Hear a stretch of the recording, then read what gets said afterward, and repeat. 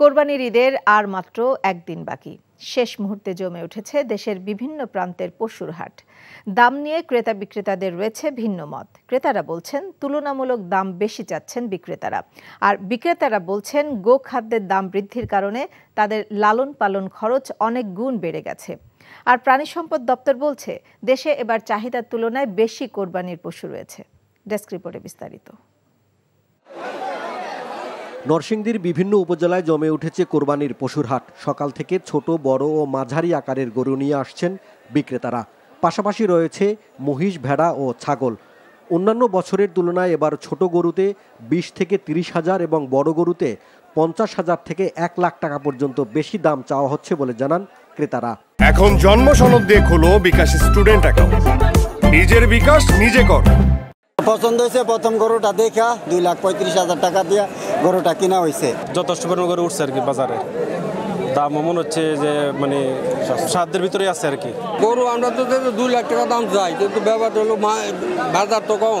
ক্রেতা বিক্রেতাদের হাক ডাকে খাগড়াছড়ির 26টি কোরবানির হাট এখন বেশ সরগরম। জেলার বিভিন্ন এলাকা থেকে স্থানীয় কৃষক, খামারি এবং ব্যবসায়ীরা গরু নিয়ে আসেন হাটে। বেলা বাড়ার সাথে সাথে জমে উঠে হাট। বাড়তি দামের কারণে পছন্দের পশু কিনতে না পারার কথা জানান ক্রেতারা। লাগামের বাইরে দাম চাইতেছে। যে গরু ধরেন 1 লাখ টাকা বিক্রি হবে, ওই গরু 1,40,000, 50,000, 2 লাখ পর্যন্ত চাইয়া বসে রয়েছে।